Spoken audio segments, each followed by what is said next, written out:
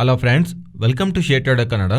ಇವತ್ತು Sensex 636 points down ಆಗಿ 60,657 close ಆದರೆ ನಿಫ್ಟಿ 190 ಪಾಯಿಂಟ್ಸ್ ಡೌನ್ ಆಗಿ 18,042 ಕ್ಲೋಸ್ ಆಗಿದೆ. Virus bank Nifty 466 points down ಆಗಿ 42,958 ಕ್ಲೋಸ್ ಆಗಿದೆ. ಇವತ್ತು ಮಿಡ್ ಕ್ಯಾಪು 0.9% ಕರೆಕ್ಟ್ ಆದರೆ ಸ್ಮಾಲ್ ಕ್ಯಾಪು 0.83% ಕರೆಕ್ಟ್ ಆಗಿದೆ. ಫ್ರೆಂಡ್ಸ್, ಇವತ್ತು ಎಫ್ಐಸು ಬಿಗ್ ಸೆಲ್ಲರ್ ಆಗಿದ್ದಾರೆ ನಮ್ಮ ಇಂಡಿಯನ್ ಇಕ್ವಿಟಿ ಮಾರ್ಕೆಟಲ್ಲಿ. ಎಫ್ಐಸು 2,620 ಕ್ರೋರ್ಸ್ ಸೆಲ್ ಮಾಡಿದ್ರೆ ಡಿಐಸು 773 ಕ್ರೋರ್ಸ್ ಬೈ ಮಾಡಿದ್ದಾರೆ. ಇವತ್ತಿನ ಮಾರ್ಕೆಟ್ ಒಂದು price activity opening near to ಸ್ವಲ್ಪ ನ್ಯೂಟ್ರಲ್ ಆಗಿ ಆಗ್ತಿದ್ರು ಮಾರ್ಕೆಟಲ್ಲಿ ಸ್ವಲ್ಪ ಟಾಪ್ ಸೈಡ್ ಹೋಗೋ ಪ್ರಯತ್ನ. ಅಂಡ್ ಪ್ರೀವಿಯಸ್ಲಿ ಎಲ್ಲಾದ ರಿಸೆಷನ್ ಮಾರ್ಕೆಟ್ ಫೇಸ್ ಮಾಡಿದೆ ಅಲ್ವಾ, 18,240 ಸೇಮ್ ಆ ಲೆವೆಲ್ ಹತ್ರ ಇಂದಾನೆ ಮಾರ್ಕೆಟ್ ಕರೆಕ್ಟ್ ಆಗಿ ಸೆಲ್ಲಿಂಗ್ ಸ್ಟಾರ್ಟ್ ಆದಾಗಿಂದಾನು ಬರ್ತಿರೋಂಥ ಪ್ರತಿ ರಿಕವರಿಲೂ ಸೆಲ್ ಆಫ್ ಆಗ್ತಾ ಮಾರ್ಕೆಟ್ ಕಂಟಿನ್ಯೂಸ್ಲಿ ಎಂಟೈರ್ ಟ್ರೇಡಿಂಗ್ ಸೆಷನಲ್ಲಿ ಸೆಲ್ಲಿಂಗ್ ಪ್ರೆಷರ್ ಡೌನ್ ಸೈಡ್ಗೆ ಮೂವ್ ಆಗ್ತಾ ಡೇ ಲೋನಲ್ಲೇ ಇವತ್ತು ಇಂಟ್ರಾಡೇ ಸೆಷನಲ್ಲಿ ಕ್ಲೋಸ್ ಆಗಿದೆ. Both Nifty and bank Nifty ಎರಡರಲ್ಲೂ ಇದೇ ಮೂವ್. ಓಪನಿಂಗಿಂದಾನೆ ಟಾಪ್ ಸೈಡ್ ಅಂಡ್ ಆ ಟಾಪ್ ಸೈಡಿಂದ ಪ್ರೀವಿಯಸ್ಲಿ ಫೇಸ್ ಮಾಡಿದಂಥ ರೆಸಿಸ್ಟೆಂಟ್ ಲೆವೆಲ್ ಹತ್ರನೇ ಕಂಟಿನ್ಯೂಸ್ಲಿ ಡೌನ್ ಆಗ್ತಾ ಡೇ ಲೋನಲ್ಲಿ ಇವತ್ತು ಮಾರ್ಕೆಟ್ ಕ್ಲೋಸ್ ಆಗಿದೆ. ಮಾರ್ಕೆಟ್ ಏನಕ್ಕೆ ಇಷ್ಟೊಂದು ಫಾಲ್ ಆಗಿದೆ ಸಡನ್ ಆಗಿ? ಇದನ್ನು ಫ್ರೆಂಡ್ಸ್ ನಾನು ಅನ್ಕೊಂತಿರೋದು ಇವತ್ತು FOMC Fed minutes meeting update ಇದೆ ಅಲ್ವಾ, ಇವತ್ತು ಮಾರ್ಕೆಟ್ ಕ್ಲೋಸ್ ಆದಮೇಲೆ ಅದು ಅಪ್ಡೇಟ್ ಆಗುತ್ತಲ್ವ, ಅದರ ಇಂಪ್ಯಾಕ್ಟು ನಮಗೆ ನೆಕ್ಸ್ಟ್ ಡೇ January 5th ಇರುತ್ತೆ ಅಂತ ನಾವು ಮಾತಾಡ್ಕೊಂಡಿದ್ದೆ ಅಲ್ವಾ. ಈ ಮಿನಿಟ್ಸ್ ಮೀಟಿಂಗ್ ಅಪ್ಡೇಟು ನೆಗೆಟಿವ್ ಆಗಿರುತ್ತಂತ ಮಾರ್ಕೆಟ್ ಮುಂಚೆನೇ ಡಿಸ್ಕೌಂಟ್ ಮಾಡ್ತಾ, ಮೀನ್ಸ್ ಇವತ್ತು ಬರೋವಂಥ ಅಪ್ಡೇಟ್ಸು ನೆಗೆಟಿವ್ ಆಗಿರುತ್ತಂತ ಮಾರ್ಕೆಟ್ ಮುಂಚೆನೇ ಅನ್ಕೊಂತ ಅದರ ರಿಯಾಕ್ಷನು ಮುಂಚೆನೇ ತೋರಿಸೋ ಪ್ರಯತ್ನ ಮಾಡಿದ್ದೆ ಅಂತ ಅನ್ಕೊತಿದ್ದೀನಿ. ಇದಲ್ಲದೆ ಹುಡುಕಿದ್ರೆ ಏನಾದ್ರೂ ಮಾರ್ಕೆಟಲ್ಲಿ ಡೇಟಾ ಏನಾದರೂ ಇದೆಯಾ ಅಂದರೆ IMF ಚೀಫ್ ಈ 2023ನಲ್ಲಿ ಎಂಟೈರ್ ಗ್ಲೋಬಲ್ ಆಗಿರೋವಂಥ ಕಂಟ್ರೀಸ್ನಲ್ಲಿ 1/3 ಆಫ್ ದಿ ಕಂಟ್ರೀಸ್ನಲ್ಲಿ ರಿಸೆಷನೇ ಬರಲ್ಲ ಅಂತ ಅನ್ಕೊತಿರೋಂಥ ಕಂಟ್ರೀಸ್ನಲ್ಲೂ ರಿಸೆಷನ್ ಇಂಪ್ಯಾಕ್ಟ್ ಇರುತ್ತೆ ಅನ್ನೋ ಥರ ಆ್ಯಂಡ್ ಆ ರಿಸೆಷನ್ ಅವರು ಎಕ್ಸ್ಪೀರಿಯನ್ಸ್ ಮಾಡ್ತಾರೆ ಅನ್ನೋ ಥರ ಅವ್ರು ಮಾಡ್ತಿರೋಂಥ ಸ್ಟೇಟ್ಮೆಂಟ್ಸ್ ಕಾರಣವಾಗಿಯೂ ಮಾರ್ಕೆಟ್ಸು ಫಾಲ್ ಆಗಿದೆ ಅಂತ ಒಂದು ಥೀಸಸನ್ನು ಫೈನಾನ್ಷಿಯಲ್ ಪ್ಲಾಟ್ಫಾರ್ಮ್ಸ್ಗೆ ಸಂಬಂಧಿಸಿರೋ ವೆಬ್ಸೈಟಲ್ಲಿ ಕಾಣಿಸ್ತಾ ಇದೆ. ಆದರೆ ಇಫ್ ಇದೇ ಏನಾದರೂ ರಿಯಲ್ ರೀಸನ್ ಆಗಿದ್ದರೆ ತುಂಬ ಟೈಮ್ ಬ್ಯಾಕಿಂದನೂ ನಮಗೆ ಮಾರ್ಕೆಟಲ್ಲಿ ಇದು ಅಪ್ಡೇಟ್ ಆಗಿದೆ. ದೆನ್ ಆ ಪಾಯಿಂಟಲ್ಲಿ SGF ನಿಫ್ಟಿ ಆ್ಯಂಡ್ ಗ್ಲೋಬಲ್ ಮಾರ್ಕೆಟ್ಸಲ್ಲೂ ಬಿಗ್ ರಿಯಾಕ್ಷನು ನಮಗೆ ಕಾಣಿಸಿರಬೇಕು. ಇದು ರಿಯಲ್ ರೀಸನ್ ಅಂತ ಅನ್ಕೊಂತಿಲ್ಲ. ಫೆಡ್ ಮಿನಿಟ್ಸ್ ಮೀಟಿಂಗು ಅಪ್ಡೇಟ್ ಇದೆ ಇವತ್ತು ನಮಗೆ, ಅದು ಎಂಡಿಂಗ್ ಡೇನಲ್ಲಿ ಅಪ್ಡೇಟ್ ಆದಮೇಲೆ ಮಾರ್ಕೆಟ್ ಫಾಲ್ ಆಗುತ್ತಂತ ಮುಂಚೆನೇ ಎಫ್ಐಸು ಬಿಗ್ ವೇನಲ್ಲಿ ಸೆಲ್ ಮಾಡಿ ಪ್ರಾಫಿಟ್ ಬುಕ್ಕಿಂಗ್ ಆರ್ ಸ್ವಲ್ಪ ಮಾರ್ಕೆಟಿಂದ ಆಚೆ ಬಂದಿರೋ ಪ್ರಯತ್ನ ಮಾಡಿರ್ಬೋದು. ಇವತ್ತು ನೀವು ನೋಡಿದ್ರೆ FIDI ಡೇಟಾನಲ್ಲೂ ಎಫ್ಐಸು ಬಿಗ್ ಸೆಲ್ಲರ್ ಆಗೇ ಇದ್ದಾರೆ. ಈ ಸೀರೀಸ್ ಸ್ಟಾರ್ಟಿಂಗಿಂದಾನು ನೀವು ಗಮನಿಸಿದ್ರೆ 45% ಹತ್ರ ಶಾರ್ಟ್ ಪೊಸಿಷನ್ ಮೇಂಟೈನ್ ಮಾಡ್ತಿರೋಂಥ ಎಫ್ಐಸು ಈಗ ಪ್ರೆಸೆಂಟು 57% ಹತ್ರ ಶಾರ್ಟ್ ಪೊಸಿಷನ್ ಜಾಸ್ತಿ ಮಾಡ್ಕೊಂಡಿದ್ದಾರೆ. ಸೊ ಶಾರ್ಟ್ ಜಾಸ್ತಿ ಬೆಳೀತಾ ಇದೆ ಅಂದರೆ ಎಸ್ ಡೆಫಿನೆಟ್ಲಿ ಅದು ಸೆಲ್ಲಿಂಗ್ ಸೈಡೇ ಅಲ್ವಾ ಮಾರ್ಕೆಟ್ ನೋಡ್ತಿದ್ದಾರೆ ಅಂತ ನಮ್ಗೆ ಅನಿಸುತ್ತೆ. ಯಾವುದಾದ್ರೂ ಪಾಸಿಟಿವ್ ಟ್ರಿಗರ್ ಇಲ್ದಿರೋ ಟೈಮಲ್ಲಿ ಅದು ಮಾರ್ಕೆಟ್ನಲ್ಲಿ ಫಾಲ್ಗೆ ತಗೊಂಡೋಗುತ್ತೆ. ಆದರೆ ಆ ಥರ ಶಾರ್ಟ್ಸ್ ಬೆಳೀತಾ ಇದ್ದಾಗ, ಜಾಸ್ತಿ ಶಾರ್ಟ್ಸ್ ಇದ್ದಾಗ ಯಾವ ಥರ ಪಾಸಿಟಿವ್ ಅಪ್ಡೇಟ್ ಏನಾದರೂ ಮಾರ್ಕೆಟಲ್ಲಿ ಒಂದು ಗುಡ್ ಮೊಮೆಂಟಮು ಅಪ್ಸೈಡ್ಗೆ ತೊಗೊಂಡು ಬರುತ್ತೆ. ಅದರಿಂದ ಎನಿ ಡೈರೆಕ್ಷನ್, ಒಂದು ಡೈರೆಕ್ಷನಲ್ಲಿ ಶಾರ್ಟ್ಸ್ ಜಾಸ್ತಿ ಬೆಳೀತಾ ಇದ್ದರೆ ಇನ್ನೊಂದು ಡೈರೆಕ್ಷನಲ್ಲಿ ಲಾಂಗ್ಸು ಜಾಸ್ತಿ ಮೋರ್ ದ್ಯಾನ್ 60-70% ಕಾಣಿಸ್ತಾ ಇದ್ರು ಆವಾಗ ಆಪೋಸಿಟ್ ಸೈಡ್ ಬರುವಂಥ ನ್ಯೂಸ್ ಅಪ್ಡೇಟ್ಸು ಮಾರ್ಕೆಟ್ನ ಟೂ ಮಚ್ ವೋಲ್ಟೈಲ್ ಆಗಿ ಮೂವ್ ಮಾಡುತ್ತೆ ಅನ್ನೋ ವಿಷಯನ ಜ್ಞಾಪಕ ಇಟ್ಕೊಳ್ಳಿ. ಆ್ಯಸ್ ಆಫ್ ನೌ ಶಾರ್ಟ್ಸು ಸಿಸ್ಟಮ್ನಲ್ಲಿ 57% ಇದೆ. ಇನ್ನೇನಾದರೂ ಪಾಸಿಟಿವ್ ಅಪ್ಡೇಟ್ಸ್ ಇದೆಯಾ ಅಂದರೆ ರೀಸೆಂಟ್ ಟೈಮ್ಸಲ್ಲಿ ಕ್ರೂಡ್ ಆಯಿಲು $86 ಪರ್ ಬ್ಯಾರಲಿಂದ $80.5 ಹತ್ರ ಟ್ರೇಡ್ ಆಗ್ತಿದೆ. ಸೊ ಕ್ರೂಡ್ ಆಯಿಲ್ಸಲ್ಲಿ ಫಾಲ್ ಬಂದಿದೆ. ಆ ಫಾಲು ಅದು ಎಮರ್ಜಿಂಗ್ ಮಾರ್ಕೆಟ್ಸ್ಗೆ, ಪರ್ಟಿಕ್ಯುಲರ್ಲಿ ಕ್ರೂಡ್ ಆಯಿಲ್ನ ಇಂಪೋರ್ಟ್ ಮಾಡ್ಕೊಳ್ಳೋಂಥ ಕಂಟ್ರೀಸ್ಗೆ ಪಾಸಿಟಿವ್. ಅದರಿಂದ ಅದು ನಮ್ಮ ಇಂಡಿಯನ್ ಇಕ್ವಿಟಿ ಮಾರ್ಕೆಟ್ಗೆ ಪಾಸಿಟಿವ್ ಆಗಿ ತಗೋಬಹುದು. ಅಂಡ್ ಇವನ್ US ಮಾರ್ಕೆಟ್ಸನ್ನು ಕರೆಕ್ಷನ್ ಕಾಣಿಸ್ತಾ ಇರೋದು ಗ್ಲೋಬಲ್ ಇಕ್ವಿಟಿ ಮಾರ್ಕೆಟ್ಸ್ ರಿಲೇಟೆಡ್ ಆಗಿ ನೆಗೆಟಿವ್ ಸೆಂಟಿಮೆಂಟ್ ಅಂತೂ ಪ್ರೆಸೆಂಟ್ ಮೇಂಟೈನ್ ಮಾಡ್ತಿದೆ. ಬಟ್ ನಾನಂತೂ ಈಗ ಬ್ಯಾಂಕಿಂಗ್ ಸ್ಟಾಕ್ಸ್ ರಿಲೇಟೆಡ್ ಆಗಿ ಡೇಟಾ ಬಗ್ಗೆ ಮಾತಾಡ್ತೀನಿ. ನೆಕ್ಸ್ಟ್ ನ್ಯೂಸ್ ಅಪ್ಡೇಟ್ಸಲ್ಲೂ ಅದೇ ಬೆಟರ್ ಆಗಿ ಕಾಣಿಸ್ತಾ ಇದೆ. ನಿಫ್ಟಿ ಫಾಲ್ ಆಗ್ತಿರೋದಂತೂ ಕಾಣಿಸ್ತಾ ಇದೆ, ಆದರೆ ಬ್ಯಾಂಕ್ ನಿಫ್ಟಿ ಜಾಸ್ತಿ ಕರೆಕ್ಟ್ ಆಗೋದಕ್ಕೆ ರೀಸನ್ ಅಂತೂ ಪ್ರೆಸೆಂಟ್ ಎಸ್ಟಾಬ್ಲಿಷ್ ಆಗ್ತಿಲ್ಲ. Because banking stocks previous quarter ನಂಬರ್ಸ್ಗಂದ್ರು ಪ್ರೆಸೆಂಟ್ ಇನ್ನೂ ಬೆಟರ್ ನಂಬರ್ಸ್ ತೋರಿಸ್ತಾ ಇರೋದು. ಮತ್ತು ಬ್ಯಾಂಕ್ ನಿಫ್ಟಿ ಎಲ್ಲಿ ಸ್ಟೆಬಿಲೈಸ್ ಆಗುತ್ತೆ? ಆ್ಯಸ್ ಆಫ್ ನೌ ನಾನು ನಿಮಗೆ ಪ್ರೀವಿಯಸ್ಲಿ ಹೇಳ್ದಂಗೆ ಅಗೈನ್ ಕಂಟಿನ್ಯೂ ಮಾಡ್ತಿದ್ದೀನಿ. ಎಸ್, ಗ್ಲೋಬಲಾಗಿ ಸ್ವಲ್ಪ ವೀಕ್ನೆಸ್ ಇದೆ. ಇಂಡಿಯನ್ ಇಕ್ವಿಟಿ ಮಾರ್ಕೆಟ್ಸು ಕರೆಕ್ಟ್ ಆಗಿವೆ. FOMC ಮಿನಿಟ್ಸ್ ಮೀಟಿಂಗ್ ಅಪ್ಡೇಟ್ ನಮಗೆ ಹೇಗಿರುತ್ತೆ ಅಂತ ಗೊತ್ತಿಲ್ಲ. ಬಟ್ 17,950 ಅಬೋವ್ ಇಂಟ್ರಾಡೇ ಸೆಷನಲ್ಲಿ ಟ್ರೇಡ್ ಆಗ್ತಿರೋವರೆಗೂ ನಾನು ಮಾರ್ಕೆಟ್ನ ಬುಲ್ಲಿಶಾಗೇ ನೋಡ್ತೀನಿ. ಇಫ್ ಇನ್ ಕೇಸ್ 17,950 ಬ್ರೇಕ್ ಆಗ್ತಾ ಇದ್ರೆ ದೆನ್ ಆಮೇಲೆ ನಾನು ವ್ಯೂನ ಚೇಂಜ್ ಮಾಡ್ಕೊಳ್ಳೋ ಪ್ರಯತ್ನ ಮಾಡ್ತೀನಿ. ಅಂಡ್ ರೀಸೆಂಟ್ ಟೈಮ್ಸಲ್ಲೂ ನೀವು ಆಪ್ಷನ್ ಚೈನ್ ಡೇಟಾನ ಗಮನಿಸ್ತಾ ಇದ್ರೆ ಈವನ್ ನಿಫ್ಟಿ 18,200 ಬಂದಾಗ್ಲೂ ನಾವು 18,000ನ ಸಪೋರ್ಟಾಗಿ ನೋಡಿಲ್ಲ. 18,300 ಅಬೋವ್ ಸಸ್ಟೈನ್ ಆದರೆ ಮಾತ್ರನೇ ನಾವು 18,000 ಶಿಫ್ಟ್ ಆಗ್ತೀವಿ ಅಂತ ಅನ್ಕೊಂಡಿದ್ದೀವಲ್ವಾ, ಅಲ್ಲಿವರೆಗೂ 17,800 ರೇಂಜ್ನ ನಾವು ಮೇಂಟೈನ್ ಮಾಡಿದ್ದೀವಿ. ಆವಾಗಲೂ ನಾವು 17,800 to 18,500 ರೇಂಜ್ನೇ ನೋಡಿದ್ದೀವಿ. ಸೊ ಅದರಿಂದ ಪ್ರೆಸೆಂಟ್ ಇವನ್ ಇಲ್ಲಿ ಮಾರ್ಕೆಟಿಗೆ 18,000 ಬ್ರೇಕ್ ಆಗಿ ಡೌನ್ ಸೈಡ್ ಸಸ್ಟೈನ್ ಆಗ್ತಿದ್ರು ನಾವು ಇಮಿಡಿಯೇಟಾಗಿ ಅಡ್ಜಸ್ಟ್ಮೆಂಟ್ ಮಾಡಬೇಕಾಗಿರೋ ನೀಡಿಲ್ಲ. 17,800 to 18,500 ರೇಂಜೇ ನಾವು ನೋಡ್ತಿದ್ದೀವಲ್ವ. ಅದರಿಂದ ಪರ್ಸನಲಿ ನಾನು ಅನ್ಕೊತಿರೋದು ಮಿನಿಟ್ಸ್ ಮೀಟಿಂಗ್ ಅಪ್ಡೇಟ್ ಇವತ್ತು ಅವರು ಯಾವ ಥರ ಟೋನಿಂದ ಮೇಂಟೈನ್ ಮಾಡಿದ್ದಾರೆ, ಯಾವ ಥರ ಸ್ಟೇಟ್ಮೆಂಟ್ ಮಾಡಿದಾರ ಮೇಲೆ ಮಾರ್ಕೆಟ್ ಸ್ಟೆಬಿಲಿಟಿ ಕ್ರಿಯೇಟ್ ಆಗುತ್ತೆ. ಅವ್ರ ಅಪ್ಡೇಟ್ ಅನ್ನೋದು ತುಂಬ ನೆಗೆಟಿವ್ ಆಗಿದ್ರೆ ನಮ್ಮ ಕೈಯಲ್ಲಿ ಮತ್ತೆ ಏನೂ ಇರಲ್ಲ, ಮಾರ್ಕೆಟ್ ಡೆಫಿನೆಟ್ಲಿ ಫಾಲ್ ಆಗುತ್ತೆ. ಬಟ್ ಒಂದು ವಿಷಯ ಜ್ಞಾಪಕ ಇಟ್ಕೊಳ್ಳಿ, ಆಲ್ರೆಡಿ ಆ ನೆಗೆಟಿವ್ ಮಾರ್ಕೆಟ್ನು ಫ್ಯಾಕ್ಟರ್ ಮಾಡ್ತಾ ಇವತ್ತು 200 ಪಾಯಿಂಟ್ಸ್ ನಿಫ್ಟಿನಲ್ಲಿ ಬ್ಯಾಂಕ್ ನಿಫ್ಟಿ ನಿಯರ್ಲಿ 1% ಕರೆಕ್ಷನ್ ಕಾಣಿಸಿದೆ. ಅದರಿಂದ if in case SGX Nifty huge gap down ಆಗ್ತಾ ಇದ್ರೆ ಮಿನಿಟ್ ಮೀಟಿಂಗ್ ಅಪ್ಡೇಟ್ ಆದಮೇಲೆ ದೆನ್ ಓಪನಿಂಗ್ ಇರುವಂಥ ಗ್ಯಾಪ್ ಡೌನು ಇನ್ನೂ ಸೆಲ್ಲಿಂಗ್ ಆಗುತ್ತೆ ಅಂತ ಸೆಲ್ ಮಾಡದೆ ಫಸ್ಟ್ 15 to 30 ಮಿನಿಟ್ಸು ಮಾರ್ಕೆಟ್ನ ಬಿಟ್ಬಿಡಿ. ಆವಾಗ್ಲೂ ಮಾರ್ಕೆಟ್ ಇನ್ನೂ ಸೆಲ್ಲಿಂಗ್ ಆಪರ್ಚುನಿಟಿ ನೋಡ್ತಾ ಇದ್ರೆ ದೆನ್ ಟ್ರೇಡ್ಸ್ ತಗೊಳ್ಳೋದು ಬೆಟರ್. ಅಷ್ಟೇ ಬಿಟ್ಟರೆ selling side else already market 200 points fall ಆಗಿ and opening big gap down ಆಗ್ತಾ ಇದ್ರೆ ಮೋಸ್ಟ್ಲಿ ಚಾನ್ಸಸ್ ಪಾಸಿಬಲು ಅದೊಂದು ಪ್ರಾಫಿಟ್ ಬುಕ್ಕಿಂಗ್ ಆಗಿ ರಿವರ್ಸಲ್ ಆಗೋದಕ್ಕೂ ಚಾನ್ಸಸ್ ಇದೆ.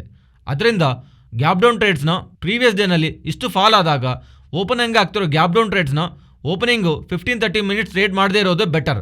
ಫ್ರೆಂಡ್ಸ್, ಈ ವಿಡಿಯೋನಲ್ಲಿ ನಾವು ಶೇರ್ ಮಾಡಿರೋಂಥ ಕಂಟೆಂಟ್ ವ್ಯಾಲ್ಯೂಬಲ್ ಆಗಿದ್ದರೆ ತಪ್ಪದೇ ನಮ್ಮ ಚಾನಲ್ನ ಸಬ್ಸ್ಕ್ರೈಬ್ ಆಗಿ. ಫ್ರೆಂಡ್ಸ್, JP Morgan ಅವರು IT sector and entire IT stocks 2023 ಇವನ್ 2024 ಹೇಗಿರುತ್ತೆ ಅಂತ ಒಂದು ನೋಟ್ನಂತೂ ರಿಲೀಸ್ ಮಾಡಿದ್ದಾರೆ with the title great reset ಅಂತ. ಅವರು ಮೆನ್ಷನ್ ಮಾಡಿರೋದನ್ನ ಪಾಯಿಂಟ್ಸು ಪ್ರೀವಿಯಸ್ ಇಯರ್ನಲ್ಲಿ ನಾವು ಅಂದ್ಕೊಂಡು ಹಾಗೆ ಗ್ರೋತ್ ರೇಟ್ಸು ಅಪ್ಕಮಿಂಗ್ ಇಯರ್ಸಲ್ಲಿ IT ಸ್ಟಾಕ್ಸಲ್ಲಿ ಕಾಣಿಸಲ್ಲ ಅಂತ. ಮಿಡ್ ಟೀನ್ಸ್ನಲ್ಲಿ ಗ್ರೋತ್ ಇರಬಹುದು, ಎಕ್ಸ್ಪೆಕ್ಟೇಷನ್ಸ್ ಇದೆ. ಆದರೆ ಅದೂ 6 to 8% ಅಪ್ಕಮಿಂಗ್ ಟೈಮ್ಸಲ್ಲಿ IT ಸ್ಟಾಕ್ಸ್ ಪರ್ಫಾರ್ಮ್ ಮಾಡುತ್ತೆ. ಇವನ್ 2023ನೇ ಅಲ್ಲ, ಇವನ್ 2024 IT ಸ್ಟಾಕ್ಸ್ ರಿಲೇಟೆಡ್ ಆಗಿ ಒಂದು ಸೂಪರ್ ರ್ಯಾಲಿನ, ಒಂದು ಸೂಪರ್ ರಿಕವರಿನ ಎಕ್ಸ್ಪೆಕ್ಟ್ ಮಾಡೋಕ್ಕಾಗಲ್ಲ ಅಂತ. ಇದಕ್ಕೆ ಮೈನ್ ಆಗಿ ಇವರು ಮೆನ್ಷನ್ ಮಾಡ್ತಿರೋದು 3 ಇಂಪಾರ್ಟೆಂಟ್ ರೀಸನ್ಸ್. ಹೈಯರ್ ಫೆಲೋಸ್, ಇದ್ರ ಬಗ್ಗೆ ನಾವು ಪ್ರೀವಿಯಸ್ಲಿ ಮಾತಾಡ್ಕೊಂಡಿದ್ವಿ. ಒಂದು ಇಯರ್ ಎಂಡಿಂಗ್ ಆದಾಗ ಬಿಸ್ನೆಸ್ ಅಷ್ಟಾಗಿ ಇಲ್ಲ ಅಂತ ಅಂದ್ಕೊಂಡು ಕಂಪನೀಸು ಅವ್ರ ಆಪರೇಷನ್ಸ್ ಕಮ್ಮಿ ಮಾಡ್ಕೊಳ್ಳೋಂಥ ಪ್ರಯತ್ನ. ಆ ಥರ ಇದ್ದಾಗ IT ರಿಲೇಟೆಡ್ ಸ್ಪೆಂಡಿಂಗು ಕಮ್ಮಿ ಆಗುತ್ತೆ. ಅದರಿಂದ ಈ higher fellows and tech related ಆಗಿ ಕಂಪ್ನಿ ಸ್ಪೆಂಡ್ ಮಾಡೋವಂಥ ಬಡ್ಜೆಟ್ನ ಕಮ್ಮಿ ಮಾಡ್ಕೊತಾ ಇರೋದು, ಲೋಯರ್ ಬಡ್ಜೆಟ್ಸು ಟೆಕ್ ರಿಲೇಟೆಡ್ ಆಗಿ ಸ್ಯಾಂಕ್ಷನ್ಸ್ ಮಾಡ್ತಾ ಇರೋದು ಮೋಸ್ಟ್ ಇಂಪಾರ್ಟೆಂಟ್. ಇನ್ಫ್ಲೇಷನ್ ಬೆಳೀತಾ ಇರೋ ಕಾರಣವಾಗಿ ಪ್ರೈಸಿಂಗ್ ಪ್ರೆಷರ್ಸನ್ನು IT ಕಂಪ್ನೀಸ್ ಮೇಲೆ ಅಪ್ಕಮಿಂಗ್ ಇಯರ್ಸಲ್ಲಿ ರೆವೆನ್ಯೂನ ಇಂಪ್ಯಾಕ್ಟ್ ಮಾಡುತ್ತೆ ಅಂತ. ಸೊ ರೆವೆನ್ಯೂ ಇಂಪ್ಯಾಕ್ಟ್ ಆದಾಗ ಆಪ್ರೇಟಿಂಗ್ ಲಿವರೇಜ್ ಇಲ್ದಿರೋ ಕಂಪ್ನಿ ರಿಲೇಟೆಡ್ ಆಗಿ ಮಾರ್ಜಿನ್ಸ್ ಎಕ್ಸ್ಪೆನ್ಷನ್ ಇರಲ್ಲ. ಅದರಿಂದಾನೇ ಅವರ ಪ್ರಾಫಿಟಬಿಲಿಟಿ ರಿಲೇಟೆಡ್ ಆಗಿ ಇಂಪ್ಯಾಕ್ಟ್ ಇರುತ್ತೆ ಅಂತ. ಅದರಿಂದಾನೇ 2023 ಆ್ಯಂಡ್ ಇವನ್ 2024 ಇವರು IT ರಿಲೇಟೆಡ್ ಆಗಿ ಬೆಟರ್ ರಿಕವರಿ ಎಕ್ಸ್ಪೆಕ್ಟ್ ಮಾಡ್ತಿಲ್ಲ. ಆ್ಯಂಡ್ ಕೇವಲ 2025ಇಂದಾನೇ ಒಂದು ಗುಡ್ ಮೊಮೆಂಟಮ್ನ ಆ ಗುಡ್ ರಿಕವರಿ IT ಸ್ಟಾಕ್ಸ್ನಲ್ಲಿ ಎಕ್ಸ್ಪೆಕ್ಟ್ ಮಾಡ್ಬೋದಂತ. ಆ್ಯಂಡ್ ಮೋಸ್ಟ್ ಇಂಪಾರ್ಟೆಂಟ್, ಈ ಅಪ್ಕಮಿಂಗ್ ಕ್ವಾರ್ಟರ್ಸ್ನಲ್ಲಿ ನಂಬರ್ಸ್ ವೀಕ್ ಆಗಿದೆ ಅಲ್ವಾ. Q3 ನಂಬರ್ಸ್ ವೀಕ್ ಆಗಿರುತ್ತೆ, ಇವನ್ Q4 ನಂಬರ್ಸ್ ವೀಕ್ ಆಗೇ ಇರುತ್ತೆ. ಆದರೆ ಮೋಸ್ಟ್ ಇಂಪಾರ್ಟೆಂಟ್ ನಾವು ಗಮನಿಸಬೇಕಾಗಿರೋದು Q4 ಮೀನ್ಸ್ ಏಪ್ರಿಲ್ ಎಂಡಲ್ಲಿ ನಂಬರ್ಸಲ್ಲಿ ಇವರು ಪೋಸ್ಟ್ ಮಾಡಿದಾಗ ಇವರು ಕೊಡೋಂಥ ಗೈಡೆನ್ಸ್ ಇರುತ್ತಲ್ವ, ನೆಕ್ಸ್ಟ್ ಫೈನಾನ್ಷಿಯಲ್ ಇಯರ್ 2024 ರಿಲೇಟ್ ಆಗಿ ನಾವು ಹೇಗೆ ಪರ್ಫಾರ್ಮ್ ಮಾಡ್ತೀವಿ ಅಂತ. ಇಫ್ ಆ ನಂಬರ್ಸ್ ಏನಾದರೂ ಇವರು ಗೈಡೆನ್ಸ್ ಏನಾದರೂ ವೀಕ್ ಆಗಿದ್ದರೆ ದೆನ್ ಅದು ಎಂಟೈರ್ IT ಸ್ಟಾಕ್ಸ್ ರಿಲೇಟೆಡ್ ಆಗಿ ಬಿಗ್ ನೆಗೆಟಿವ್ ಆಗಿ ಆ್ಯಕ್ಟ್ ಮಾಡುತ್ತೆ.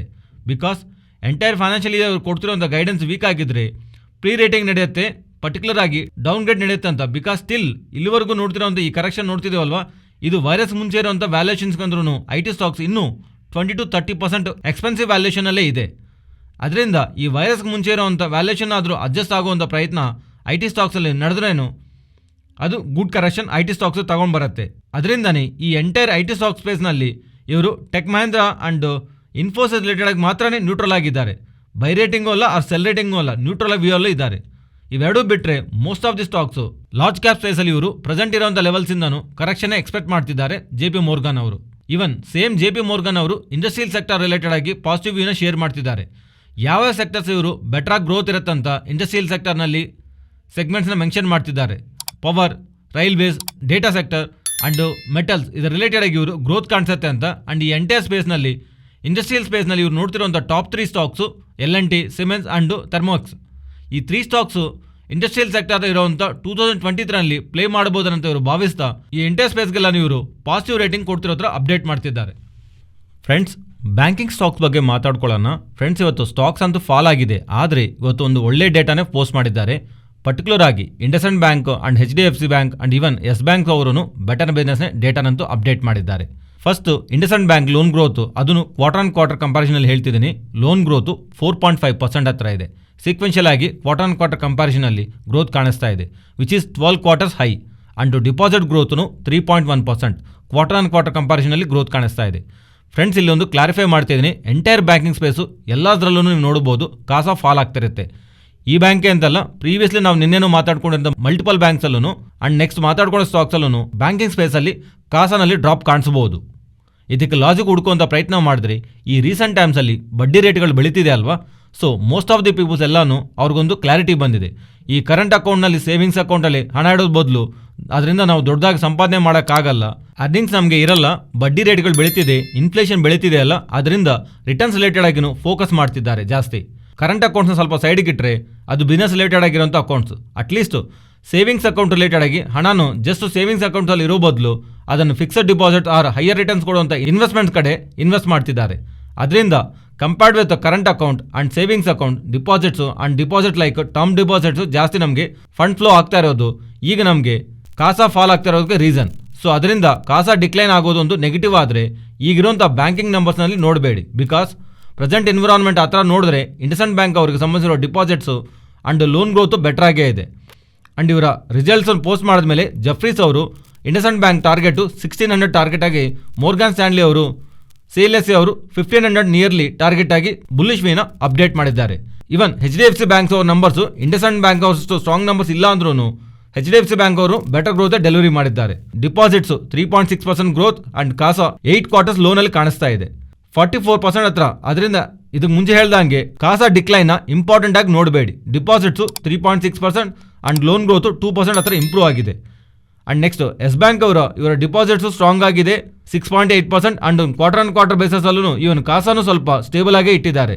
ಲಾಸ್ಟ್ ಟೈಮ್ 31% ಇದ್ರೆ ಈಗ ಅದು 29.9%, ನಿಯರ್ಲಿ 30% ಇದೆ. ಅಂಡ್ ಲೋನ್ ಗ್ರೋತ್ನು 2% ಹತ್ರ ತಗೊಂಬರಕ್ಕಾಗಿದ್ದಾರೆ.